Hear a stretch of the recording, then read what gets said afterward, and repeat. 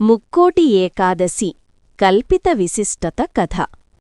భారతదేశంలోని ఒక చిన్న గ్రామం. అక్కడి పేరు అనుభవపురం. ఆ గ్రామంలో ఒక నమ్మకముంది. ముక్కోటి ఏకాదశి నాడు ఆకాశం భూమిని తాకుతుంది. ఆ రోజు దేవుడు ఆలయంలో ఉండడు, మన హృదయాల్లో ఉంటాడు.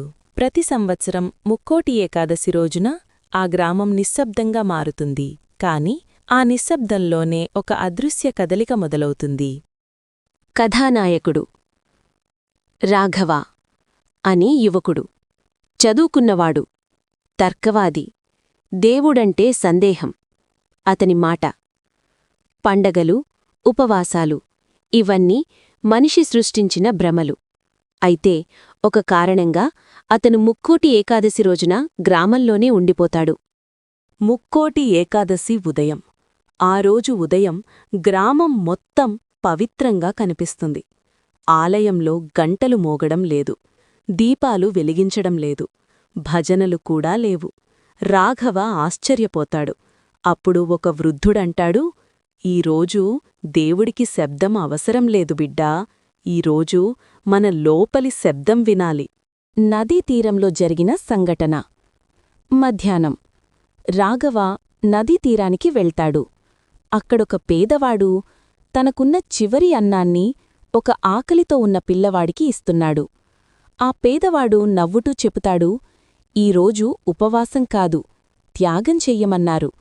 ఆ క్షణంలో రాఘవకు ఒక విచిత్రమైన ప్రశాంతత కలుగుతుంది. ముక్కోటి విశిష్టత కల్పిత రహస్యం. రాత్రి ఆకాశం అద్భుతంగా మెరిసిపోతుంది. గ్రామ పెద్దలు చెబుతారు, ముక్కోటి ఏకాదశి అంటే ముక్కోటి దేవతలు భూమికి రావడం కాదు, ముక్కోటి మంచి భావాలు మనిషిలో మేల్కొనడం. దయ, క్షమ, త్యాగం, సత్యం, వినయం ఈ 5 ఒక్క మనిషిలో వెలిగితే అదే ముక్కోటి దర్శనం. రాఘవకు వచ్చిన అనుభవం. ఆ రాత్రి రాఘవ నిద్రలో ఒక స్వప్నం చూస్తాడు.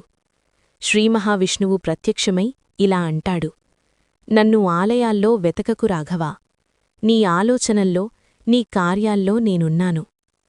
ఉదయం లేచేసరికి రాఘవ కళ్లలో కన్నీళ్ళు. అవి భయం వల్ల కాదు, అనుభవం వల్ల.